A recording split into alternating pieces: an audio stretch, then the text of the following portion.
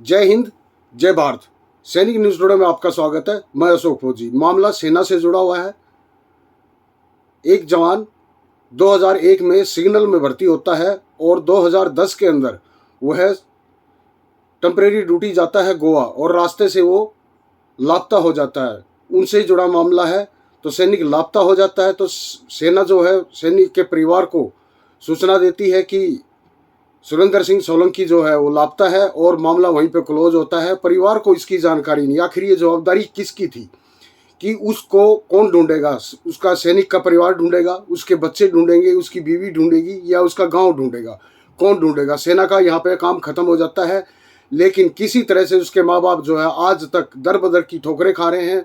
उनके जो पेंशन जो मिलनी थी, जो उन्हें वेलफेयर मिलना था, वो नहीं मिल पाया।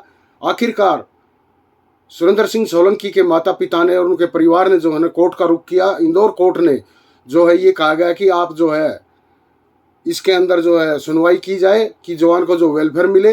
लेकिन सेना की तरफ से जवाब आया कि डेथ सर्टिफिकेट जमा कराया जाए। डेथ सर्टिफिकेट कौन जमा कराएगा? कौन सा हॉस्पिटल जमा कराएगा? कौन सा नगर निगम जमा कराएगा? कौन सी पंचायत सर्टिफिकेट देगी? क्योंकि कोर्ट ने कहा कि सेना का जवान आपके पास था, इनका जो लड़का था सुरेंद्र सिंह सोलंकी वो आपके पास था, आपके पास ड्यूटी कर रहा था, आपकी ड्यूटी करते हुए दौरान वो गायब होया। आखिर ये जवाबदारी किसकी है?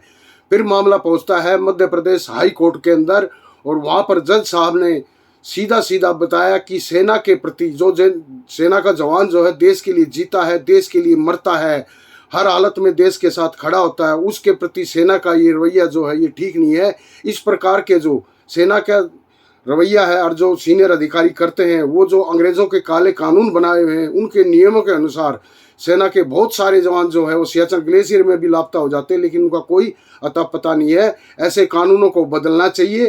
खंडपीठ ने ये जोर देकर कहा है कि ऐसे कानूनों को जो है बदलना चाहिए और जो सैनिकों को वेलफेयर मिलना चाहिए, जो उनका हक है वो उनको मिलना चाहिए। इसके अंदर जो है किसी भी प्रकार की देरी नहीं होनी चाहिए और फैसला जो है सुरेंद्र सिंह सोलंकी के हित में और उसके परिवार के हित में सुनाया हाई कोर्ट ने। तो इसको अभी विस्तार से बनाते हैं कि माँ बाप ने हाई कोर्ट में याचिका दायर की है। उसके बाद में उनके एडवोकेट नितिन सिंह भाटी के माध्यम से हाई कोर्ट याचिका दायर की। इसमें कहा कि कानूनी रूप से अगर 7 साल तक नहीं पता लगता है तो उसे मृत मान लिया जाएगा। जिस दिन से सैनिक गायब हुआ है यानी कि 25 जुलाई, कोर्ट ने बताया कि जिस दिन आपने सूचना दी थी उसी डेट को आधार माना जाए। 25 जुलाई 2010 से ही जो है इनकी पेंशन और जो भी इनका पैसा है वो जो है ना उनको मिलना चाहिए, ये कहा है और उनको मिलेगा। सोलंकी 2001 में भर्ती हुए थे सिग्नल कोर में। 2010 में प्रशिक्षण के लिए गोवा भेजा जा रहा था, तब से वो गायब हो गए थे। सेना के जवान देश के लिए जीते हैं, देश के लिए मरते हैं। जज साहब ने ये जोर दे के कहा है। अचानक लापता से उनके परिवार के प्रति सेना का रवैया बदल जाता है। सेना के रवैये का बदलने का मतलब है कि सीनियर जो अधिकारी हैं उन्होंने इस पर जो है ना संज्ञान लेना चाहिए था। परिवार की मदद की बजाय सेना उनकी अपेक्षा करती है कि न्यायालय के माध्यम से सैनिक की मृत्यु की घोषणा कराई जाए।